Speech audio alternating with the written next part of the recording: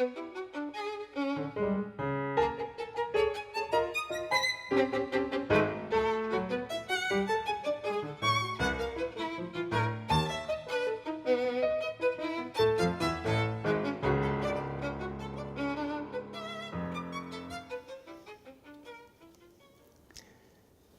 and welcome again to another edition of Public Affairs Public Access. I'm your guest host, David Hutzelman. This is a show where we talk about issues regarding political philosophy, politics, public policy, basically from a libertarian or a classical liberal perspective. And I'm sometimes asked, what exactly is a libertarian or a classical liberal perspective anyway? And I try to summarize that by saying that libertarians are generally advocates of the free market, not the current overregulated crony capitalist economy that we have running today. We're pretty strong on basic human liberties and freedom of speech and freedom of lifestyle, and pretty tolerant towards a number of people that we don't think legislation should be used to regulate their behavior.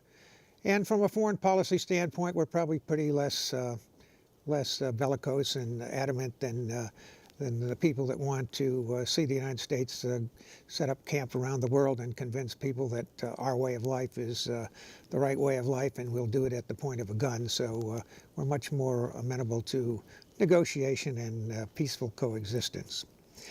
But tonight our topic is going to be centered around the City of Houston finances, and I'm very fortunate to have two of probably the leading experts on the City of Houston finances here with me this evening to have a conversation about things ranging from the pension plan to the Harvey surtax to maybe TERSs and other things that relate to the financial well-being of the City of Houston.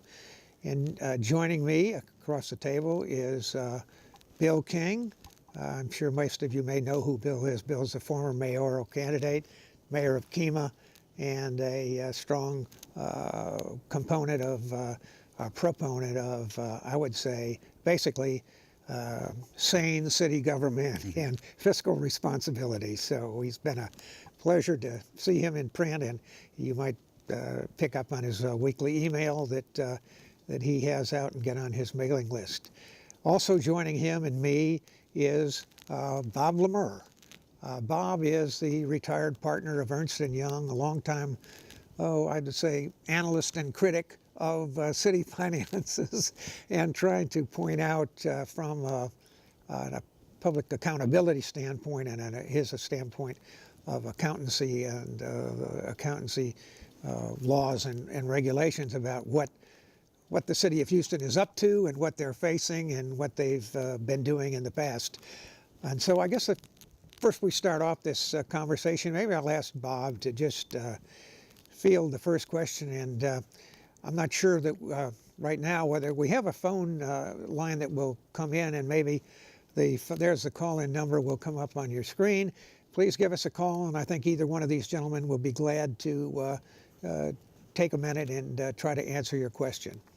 But the first question I have for Bob is, Bob, does the City of Houston have a revenue problem, or do they have an expense problem?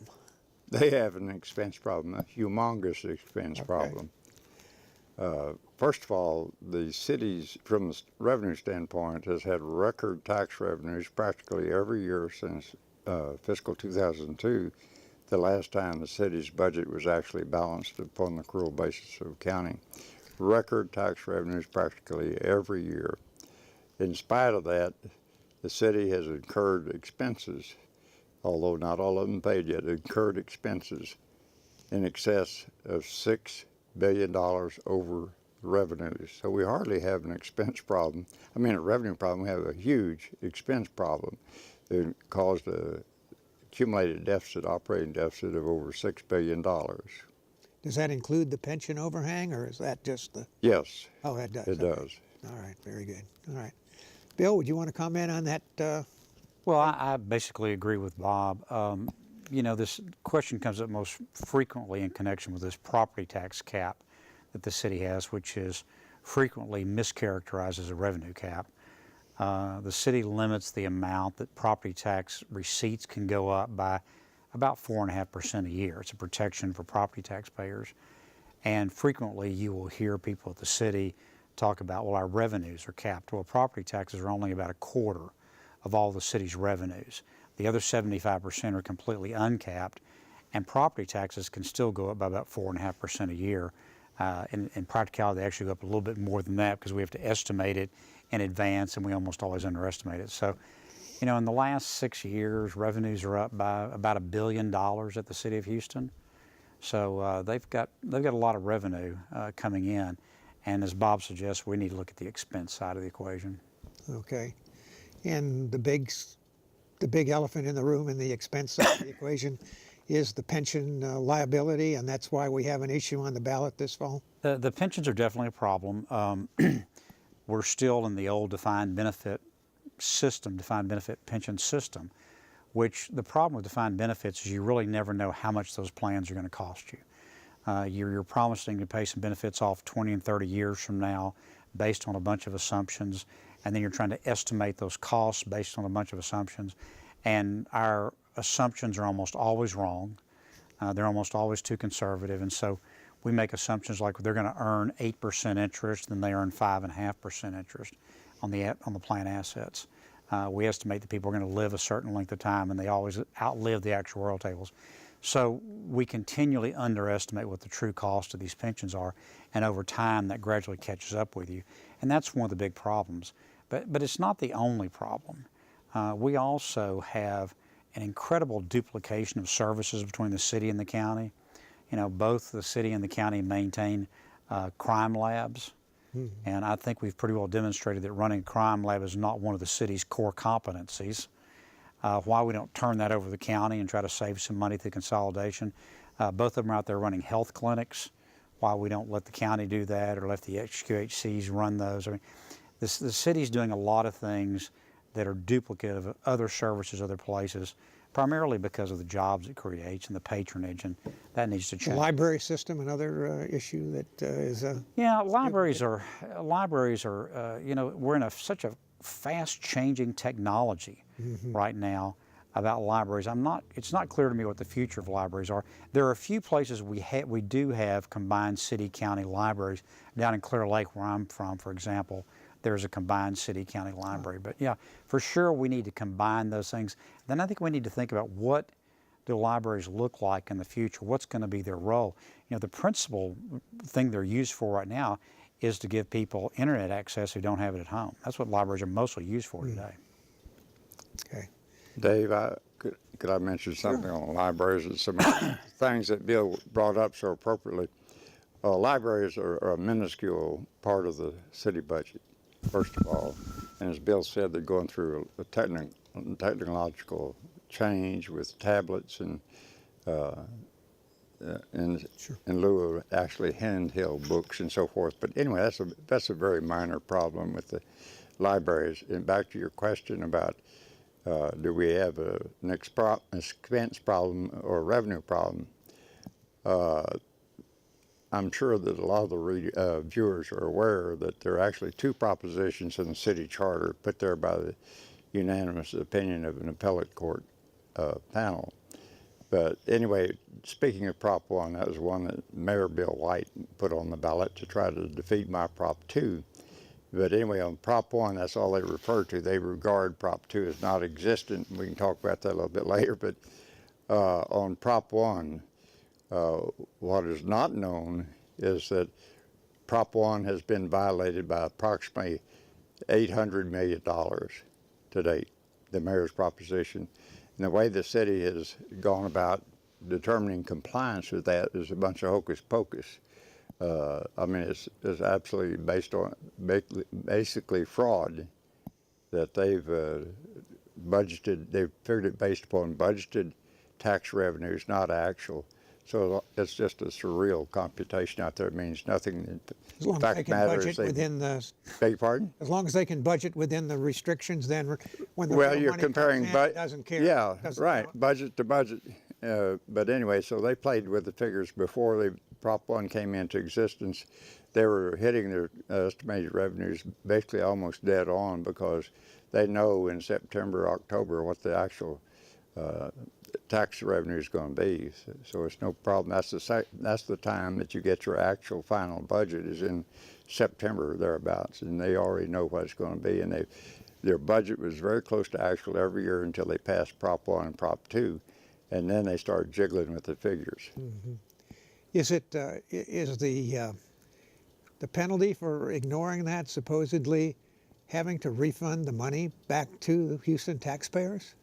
Well, on Prop 1, there is no such provision. It just says thou shalt not. It doesn't say what happens if thou shalt not. Okay. But Prop 2, the proposition that I wrote, amendment to the city charter, there's a requirement they repay that back to the taxpayers. Okay. And there's been some interesting, well, we'll talk about that in a little while, interesting court developments on Prop 2, which was challenged from a constitutionality standpoint on a number of issues. And so it's been kind of in limbo ever since it's... But let me just close with reiterating, we do not have a revenue problem. We've had record revenues. We've had expenses that exceeded revenues by over $6 billion since 2002, period. Yeah, okay. Well, Bill, you've been delving into and pretty vocal about Houston's pension situation, and maybe you could fill us in on a little bit of background and why you've come to the conclusion you have, and what you intend to do this November on when that pension ballot is on the ballot for all of us to have to say yes or no to. So we've only got an hour, right? Now, listen, I talked about this a lot in the campaign. The only solution to the pension problem is to go to defined contribution plans. You have a pathway to go to defined contribution plans, just like 95% of the private sector is on today. That's the only way you know what your costs are. As long as you have defined benefit plans, you're going to have people playing with the numbers and understating what the true cost and the ultimate liability for those plans are. You know, we had Mayor Turner propose some very significant changes to the pension plans, and I've written about this extensively. My blog is billkingblog.net. People that, if you really want to go read what the new pension plan did, I've written extensively about this. There are some good things in the plan that I like. There are some things I don't like.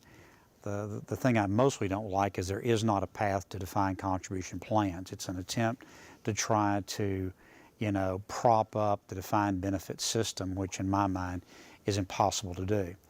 But what's on the ballot this November is basically a trade. The municipal and police unions came in and agreed to some cuts in their benefits and some increases to their contributions, which reduces the cost to the taxpayers, in exchange for $1 billion cash infusion into their plans, because their plans were very seriously underfunded. And that's a trade that I'm okay with. I'm going to vote for the pension bonds.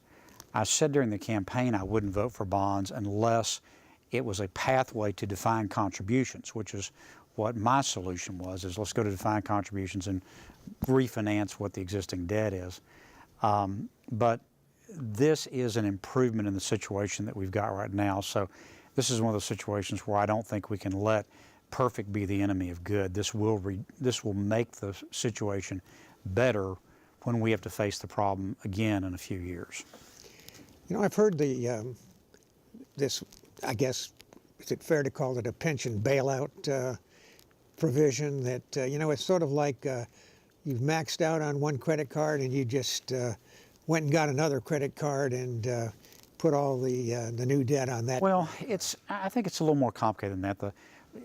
Here's what happens on these pension plans. You promise benefits are going to be paid out over the next several decades, okay? And we don't know exactly what those benefits are going to be because they're tied to inflation and future pay raises, how long people live, all these factors that are fundamentally unknowable. And then we take what we think the benefits are going to be, and then we try to estimate the liability. Now, it's not that there's a lot of changes in that, except for in 1999 when Lee Brown significantly jacked up the benefits. But since then, the benefits have been pretty much the same. What's happened is we keep increasing our estimate of what it's ultimately going to cost based on the fact that, for the most part, they keep missing these assumptions. So it's not like we went out and borrowed the money. It's like we made a promise to make these future payments, Right. and we were all kind of kidding ourselves about what those future payments were actually going to cost. So, look, I'm not one that thinks you ought to go back and change earned benefits. If some man or woman's been working for us at the City of Houston and they were promised a benefit, I think we ought to pay that benefit. I think in Texas, a deal's a deal. We need to keep our word and do that. Now, you can make an argument that it wasn't a reasonable benefit, that it was, that it wasn't fair, but, our elected officials, the people we put in place, made these rank and file people these promises. And, the rank and file worker, they didn't have to do with designing this system. They just showed up one day and they said, look, if you come to work for us for 30 years, this is what we're going to pay you in a pension. Well, I don't think you can go back and change that after they, we can't give them back their years of service. So, I don't think we ought to be taking away what we promised them we were going to do. So I think we've got to live with the promises that were made in the past. I think it's insane to continue to make those promises into the future.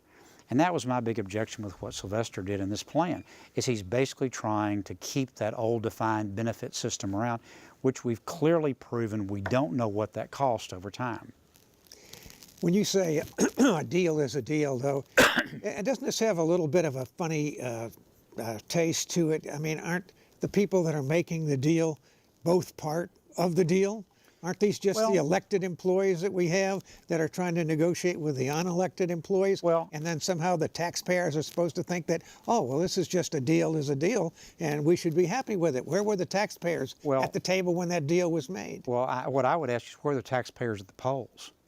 I mean, we just had an election at the city where I talked about this, and we had a 21% voter turnout. I lost that election by 4,000 votes. There were 6,000 people in River Oaks that didn't bother to go vote. So, look, we get the government that we deserve based on what we vote for. Yeah.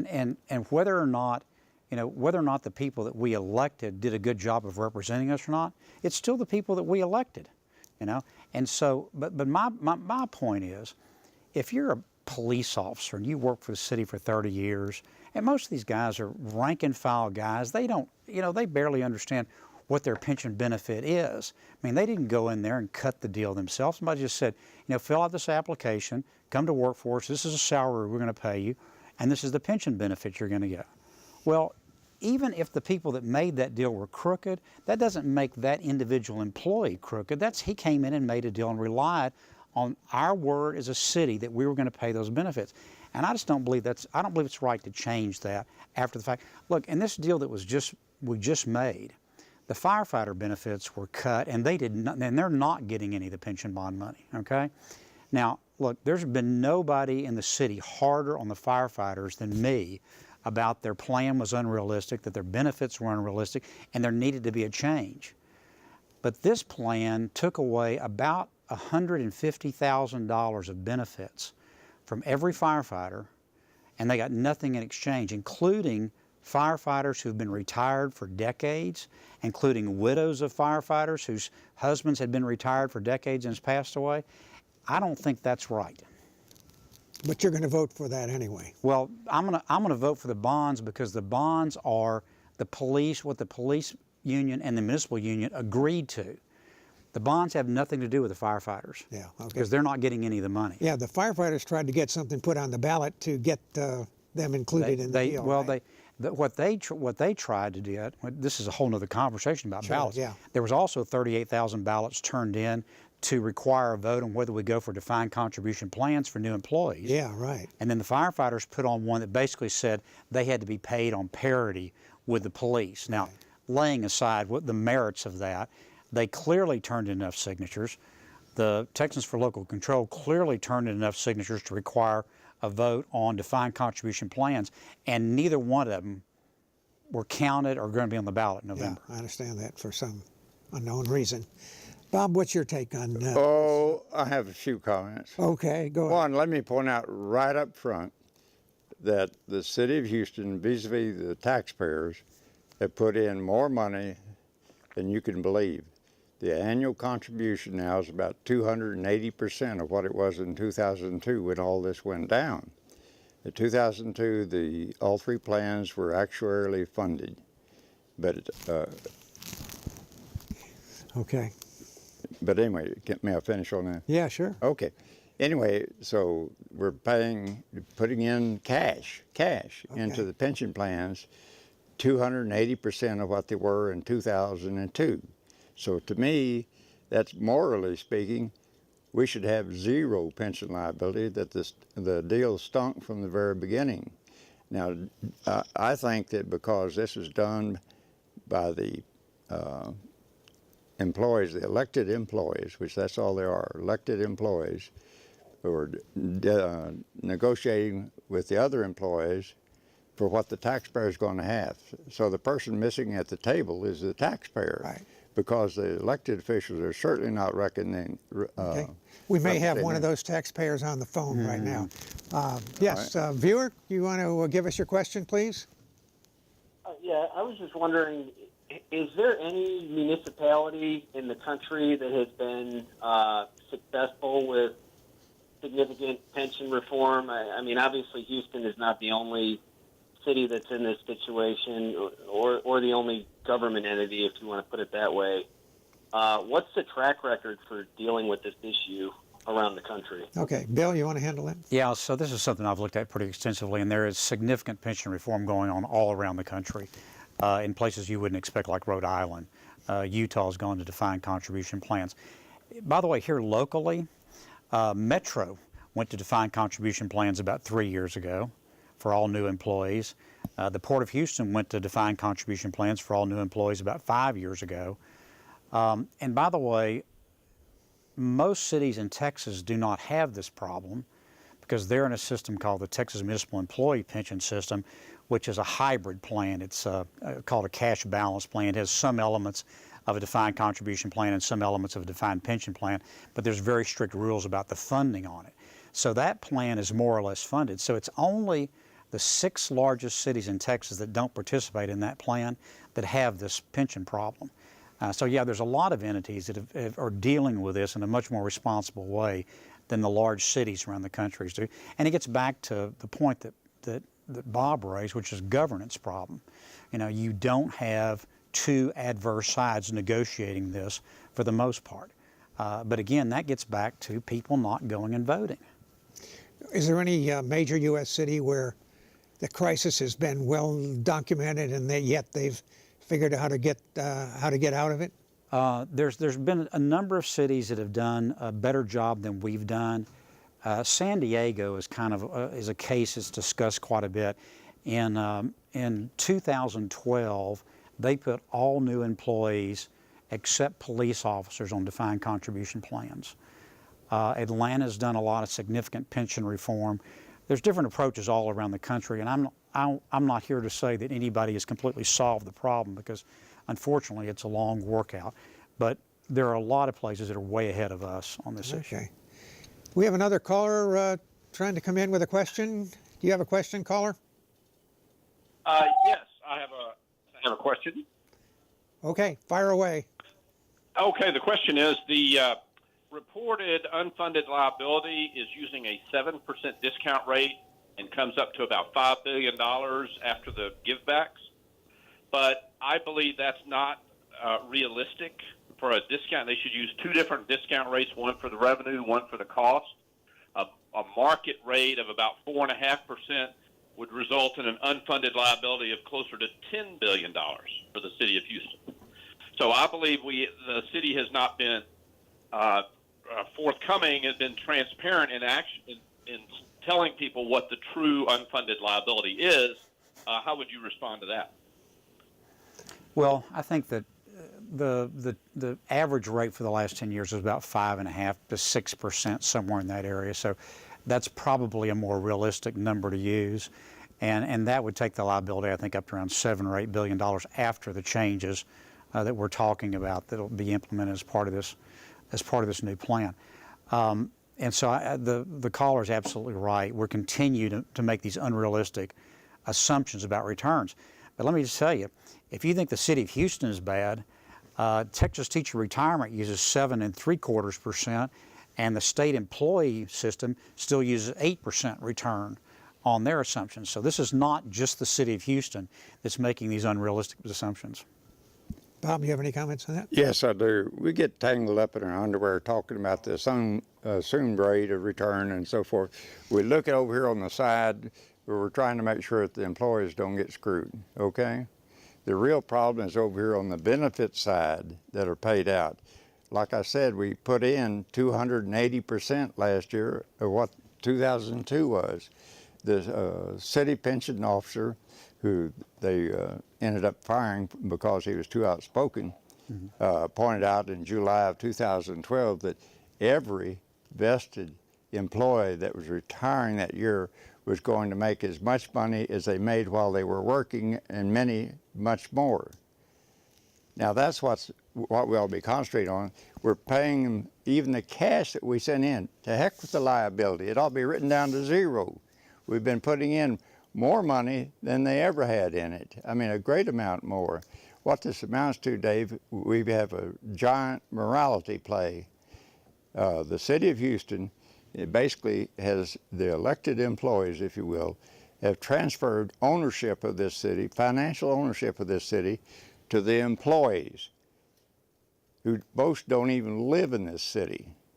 And they've taken away from the taxpayers. Right now, the inmates are running the asylum, that the employees have now owned the city of Houston. Let me just give you a couple of comparative figures. That the city of Houston is about over $6 billion in debt, accumulated deficit. And yet they owe about the same amount to the pension plans. The pension plans have about $12 billion in assets. And if you add that $6 billion or $7 billion to that $12 million, you're almost up to $20 billion that the pension plans are worth. And the city over here has a negative $6 billion. Is this a great country or what? Well, let me just, I want to make this point. The problem, I think, is not the benefit level, but it's the fact that we're using defined benefit pension plans. The Texas teacher retirement system pays extremely modest benefits.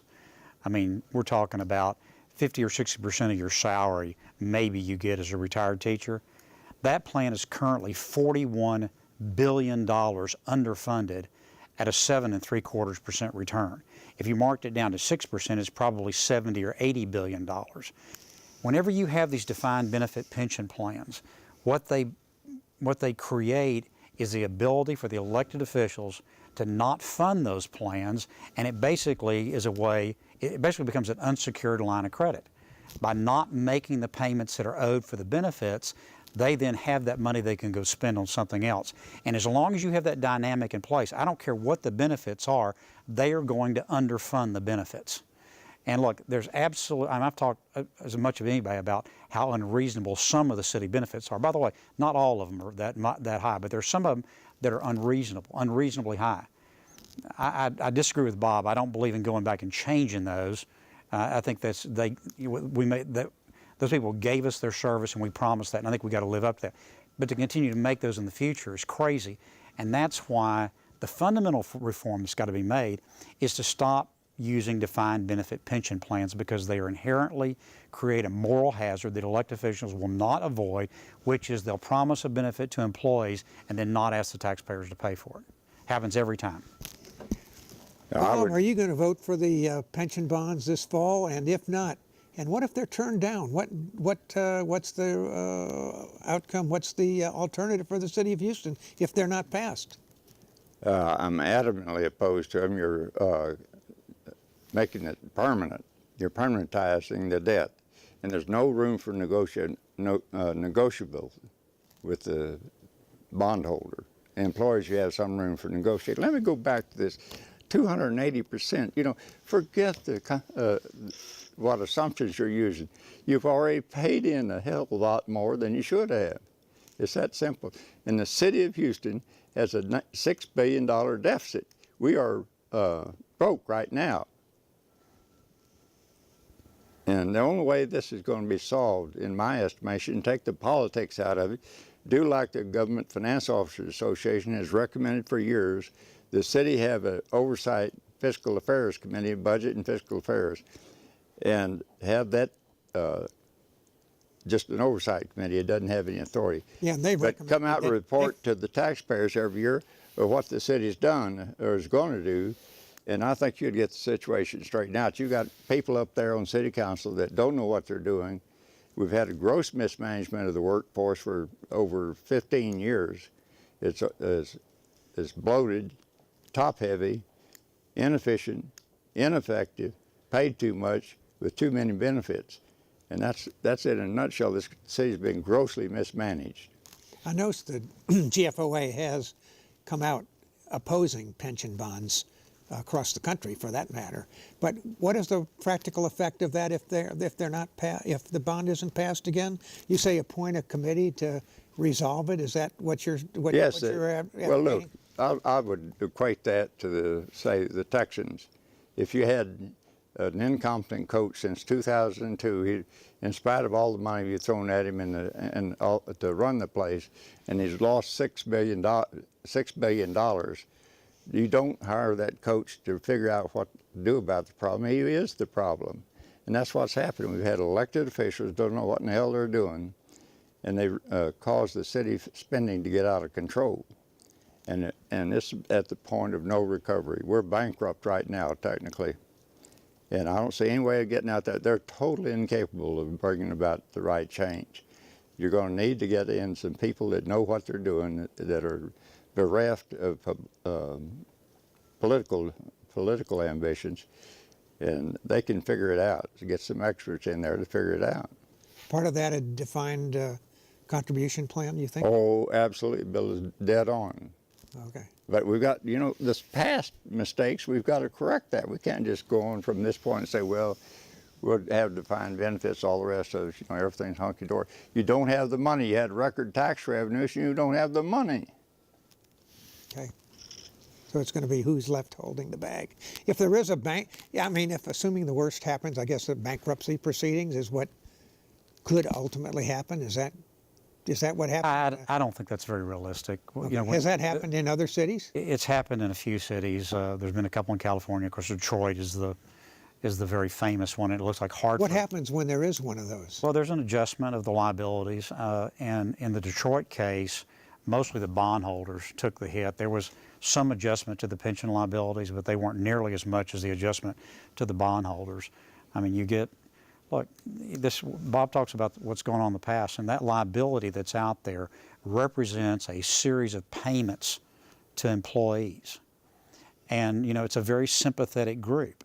You're talking about, there was a story on the front page of the Houston Chronicle back when this was going on. There was a lady in her 80s that was living out somewhere on the north side of town. Her husband and a firefighter retired. She was getting $2,800 a month, Now you're going to go say, that's an unreasonable amount of money. We're going to take some of that money away from you. That's what that liability on our book represents, are those kind of payments to people.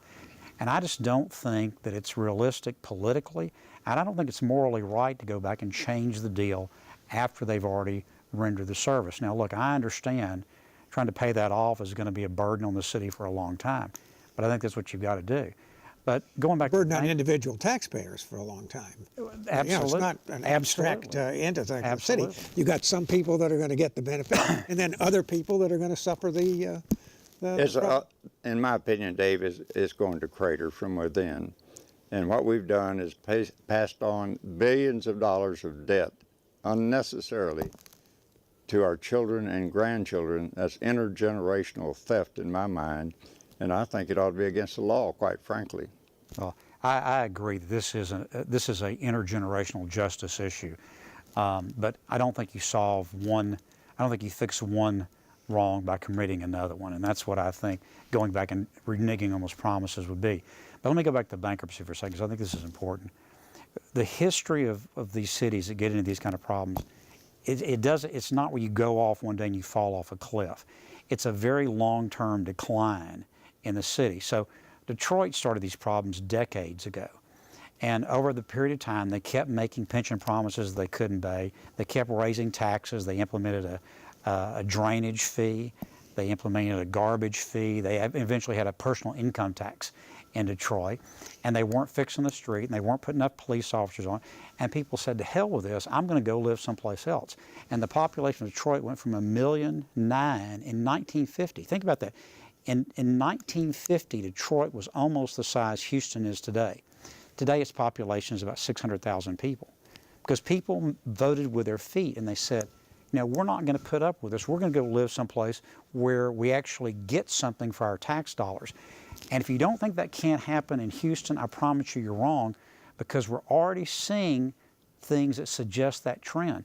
The city of Houston population has gone up very little over the last 2 decades, growing at less than 1%. And that was through annexation. The region has grown dramatically.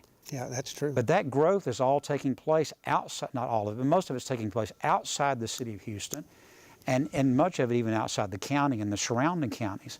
Now, for people that live along the Westheimer corridor where a lot of us live, you look and you see all these big high-rise going up, think, oh man, the city's growing like crazy. Energy corridor. But it doesn't take into account that when you go around the other 3 quarters of the city, these old traditional neighborhoods, Sunnyside, Houston Trinity Gardens, the East End we're in right now, those neighborhoods are hollowing out, and you drive down and there's vacant lot after abandoned house after vacant lot after abandoned house, and we've lost that population to the suburbs as those folks have moved out.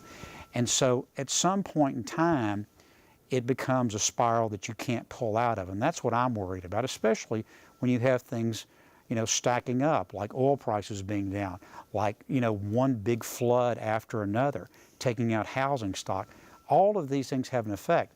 And I'll give you one little data point to tell you that this is real.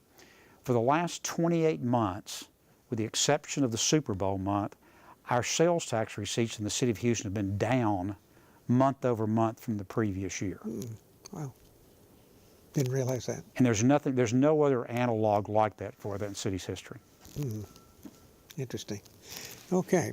Well, we've kind of beat up on the pension issue enough. Do you have any closing comments? I have on a the closing pension? comment. Okay. I think that all this BS about assumed rate and all that stuff, we're trying to figure out how we can save the employers and their pension plans. Hell, they've already gotten more put in the pension plans than they did in 2002, 280% more each year. So I think it's time for somebody to start thinking about the taxpayers. The employees own this city now. Okay. So you're saying that, yeah, the beneficiaries have to take a haircut if there's a solution. Absolutely. Okay. All right. Well, let's move on to a couple of other issues that we have. We have Mayor Turner suggesting that we need a tax increase to pay, ostensibly, I guess, or originally for the debris removal from Hurricane Harvey. And I guess some people have questioned that. I think probably both of my panelists here tonight have questioned that. Bill, maybe you could put some your background into that. Well, at first, they had this highly suspicious idea that we're gonna increase taxes by exactly what the property tax cap has cut them. What the charter amendment says is that you can raise revenue over the limit to pay expenses that are necessitated by natural disaster, and a lot of us found it a little unlikely that those expenses happen to be exactly what has been taken away by the property tax cap. So Sylvester came back this last week and cut the amount in half, and I assume he did that because that's the most he could get through council, and I'm assuming that the half is going to pass. It's a relatively Pass to put it on the ballot. No, it doesn't go on the ballot. This is, it doesn't go on the City ballot. Council approves this. This Okay. exception can be implemented by City Council Yeah. without the ballot. He had a proposal to put repealing the property tax cap on the Right. ballot. Originally, and they The took that polling off. showed that was going to be defeated overwhelmingly, and so he backed off that idea. But I think they're going to do about a $50 million property tax increase in this. And look, it's an inconsequential amount of money for the average homeowner. But the problem I've got as a matter of principle is if you're in these circumstances, property taxes ought to be the last resort, not the first resort. So tell me, is there any place else that you can use this money? We have a $20 million rainy day fund at the City of Houston. What's that being used for? How much insurance proceeds are we going to receive for all this? How much FEMA reimbursement are we going to get? The last time I checked, there's about $50 million in the drainage fee fund that ought to be available for this. There's some argument whether you can use the TERS money or not and bring some of that back.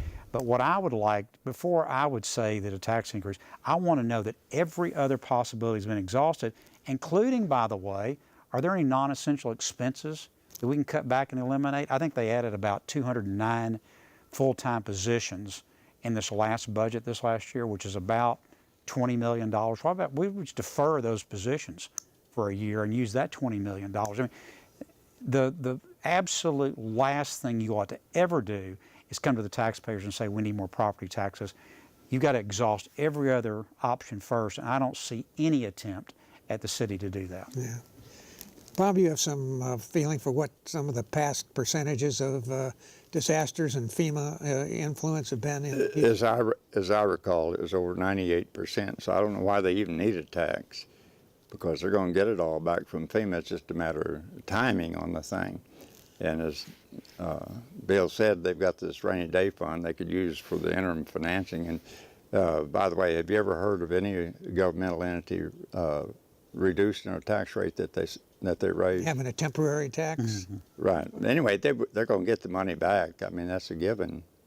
And that Bill's referring to the prop, and he keeps referring to Prop 1. That's the one that Mayor White got on the ballot, and they've been jiggling the budgeted revenue numbers to show compliance. In addition to that, you have the Prop 2 deal, which I wrote, which the city is in violation by $1.8 billion. And that also had a provision in there that in the case of something like a hurricane or something, unreimbursed expenses that the federal government didn't reimburse, that they could draw on. You're right, they could change it. But, you know, you get all your money back, well, what's the big deal? I noticed on that on that 1.8 billion, there's been some development with that the rev cap. The Prop 2 was heading up through the court system, and of course the city of Houston violently opposed it. Even though it was in the city charter. Yeah, and it what now? They didn't put Even it though it in. was in the city charter. Oh, well, By the Court of Appeals. by the Court of Appeals said to put it in the city charter. they I don't did. know if they did or no. They did. They did put it in the. Well, anyway, the city of Houston was disputing it on a number of issues. One, that the people that were suing didn't have standing, that the city had sovereign immunity over those kind of cases to begin with, and I think there was another. That the suit wasn't ripe. It went all the way up to the Texas Supreme Court, and basically all your other. Oh yeah, the Court of Appeals didn't have jurisdiction. Well, so they. No, the Texas Supreme Court didn't have jurisdiction. They held it for a few years. Yeah. And then came up with that because they didn't know what to do. And they ruled against the city on all three of those issues, so it's going to the Supreme Court. Well, it's going back up. Oh, I'm sorry, back to the district court. No, it's going back up to the Texas Supreme Court. It's now cleared the appellate court again. Okay. And so, Oh, yeah, and I whatever. prepared a schedule that showed exactly what the damages were, $1.8 billion. And the city attorney asked me how I knew, and I said, because I wrote it. Okay. But anyway, What happens if that case goes forward and holds water? What's the Well- city faced with then? Another 1.8 billion of unfunded liability? correct. Yeah. Okay. Well, they don't have the money to pay the citizens. What will happen, the court will tell them to stop. Stop. That's my opinion. But They will in stop other words, what? you can't Stop go back and collecting get the all revenue? that money. They don't have it. Yeah. They're $6 billion in the hole. Right. But it'll stop them from running up such a deficit in the future. Okay. So if they stop them from running up the deficit and we put them on a defined contribution plan, sooner or later we may have our head above water again. Well, I think that you owe 6, 7, 8 billion, whatever the figure is, and you get about $1 billion a year in tax revenue. The math is there. Do the math. You can never pay it off. Okay, well, that's not exactly a optimistic look at it. What, if any, impact does the TERS situation in Houston have on all these issues that are coming together with the deficit and the pension and all? Bill, you have some comments about TERS in general? It's having significant impact. The TERS currently siphon off about $150 million of property tax revenue a year that go into these quasi-public entities to be spent. Most of which have been leveraged into a lot of bonds. That Right, are, they've gone out and borrowed a bunch of money, which a lot of that revenue is now committed against. Look, TERS came, the original idea of the TERS was a good idea. They wanted to go into areas that were blighted and that needed to be redeveloped and allocate and concentrate some resources in those areas. But now, about 70%, maybe more, of the TERS money goes to Memorial, Uptown, and Upper Kirby. Now, those Blighted don't really areas. sound like blighted areas to me. Right. And they end up with so much money. You end up with these ridiculous projects like Uptown's currently doing to build these bus lanes on Post Oak. Oh, yeah. I live in that neighborhood. It is a nightmare to drive up and down Post Oak right now to build these idiotic bus lanes that are not going to work. That's a $200 million project. And by the way, the Uptown just went back to the state, which is funding part of the project, and said they need an additional $30 million over and above what they had. They got the Memorial Park project going too, don't they? Well, listen, Yeah. Regardless, let's just say for a minute that the bus lanes would actually work. Okay, let's say well, let's say it's a good project. Assume that for a second. $230 million now. I can list 100 ways to spend $230 million in the city of Houston that would be infinitely better than building those bus lanes. Right. On Post Oak. How about just paving some damn streets around here? How about going and fixing some of our wastewater treatment system plants that are dumping raw sewage into the bayous? I mean, they have become sort of a governance unto themselves. A lot of the members on the board have financial interest in those areas. They sure do. Huge conflicts of interest. And they think mass transit is the solution to everything. Well, Bus lanes, but even rail, whatever, anything beyond that they can. The people, if you go out and talk to people that live in the Memorial, they'll tell you that Memorial TERS has, and not so much now, but in the past, has spent money that they think benefited a particular developer that has large land holdings in that area. Johnson. And so, these things don't operate with sufficient transparency. Most of their financials are not available online. Really? I'm for beginning to wind down some of these, especially like Uptown. The Uptown TERS needs to go away. If Uptown can't stand on its own 2 feet, then when is it ever going to be able to do that? So I think we absolutely need to start unwinding these things, or we need to somehow significantly restructure them so that we know that the projects that are being done there are really being done for the benefit of the taxpayers and the residents. Up until Harvey, I know flooding in the Memorial City area was always an issue with the TERS and lots of discussion and maybe even animosity about the runoffs from all the developments coming down into the Memorial subdivisions and flooding people's houses. So Right. Big controversy in that part of the town. yeah, for that. Although I guess they've been trying to rectify that. I think they must do my house, which is just a couple blocks from Memorial City, did not flood in Harvey. So, I mean, I consider myself very lucky, but it wasn't from the runoff. I think the Memorial TERS got some new members on the board, and I think they've been doing a better job of doing projects. But, you should never generalize about flooding from a particular situation because every one of these rain events is different, and where it floods depends largely on how much it rains in what location around town. We've had situations where Brays Bayou was flooded and White Oak doesn't flood at all. These things are very different based on where the rain falls and how fast it falls. But listen, we've got to do something about flooding this area.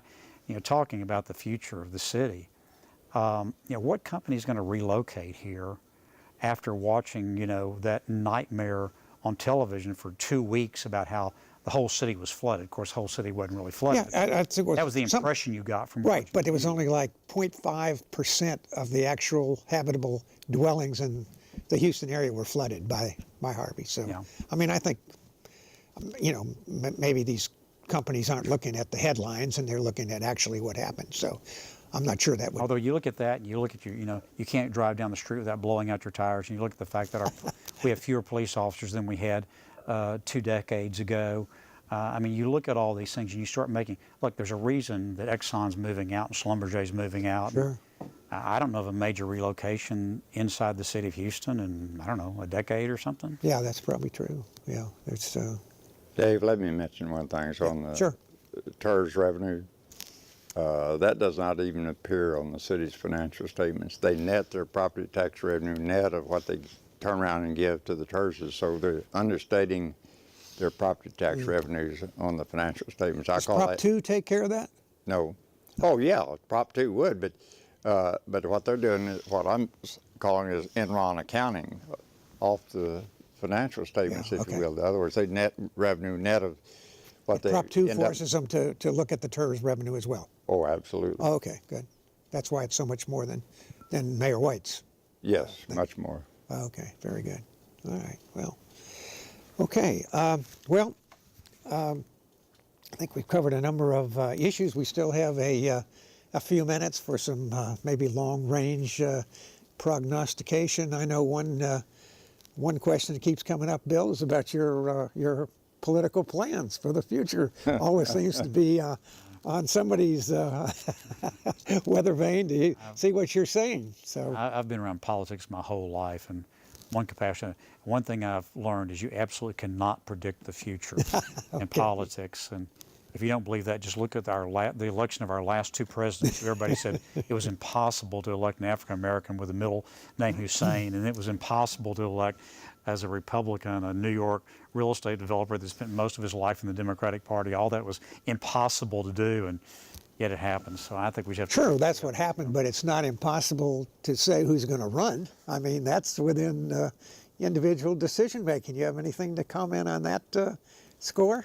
That's true. It is an individual decision. Okay. However unlikely it might be. Well, I think those others around the table would certainly welcome that. Well, thank you. I appreciate that opportunity to be able to see you on the ballot again. So, Bob, you've been in the past. I know you had an organization called Citizens for Public Accountability, as CPA is the acronym. Are you thinking about reinvigorating that? Wasn't that you and a number of accountants that were trying to bring some sanity to the city books and accounting methods? Well, I think I'm just about ready to throw in the sponge. I'm 89, and someday I've got to start playing golf. But no, I'm probably phasing back on it, and it pains me a great deal, David, because this city, to me, is bankrupt. I can hear the death rattles. That unless we get somebody, and like I said, the only solution in my mind is to get that oversight committee to oversee what the city's doing and reporting directly to the taxpayers. And I don't think that the politicians can ever solve this problem. They're the cause, not the solution. And I think until the day that we insist on having that committee, we can bend over and grab our ankles. Okay. What do you think about the idea of a committee, an oversight committee, Bill? Is that something you think is politically viable, or should we do it, and whether it is or isn't? We've had some versions of that in the past. Nice Parker did a long-range committee, long-range financial sustainability committee, I think was the name of it. And they came up with, 50 recommendations.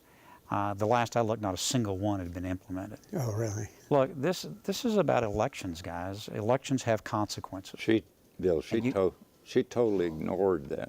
Well, that's what I'm saying.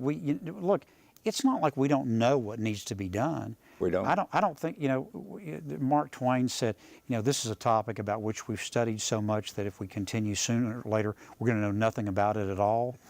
I mean, we know what needs to be done in the city. We know,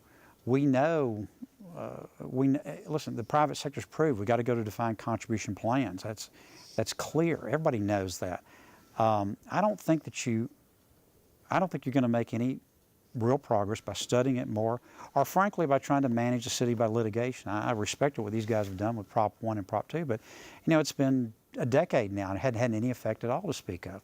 This is about having people run for those offices that are physically responsible and then getting them elected. And when you have, 79% of the people in the city of Houston not bothering to go vote, then you get the government you deserve. Well, they don't understand what's going on, Bill. That's my opinion. They who? The voters or the people we're getting to run for office? Some way there's got to be. They got to be able to communicate with them. I don't know what that is. Well, look, we had an election where these very issues were discussed ad nauseum.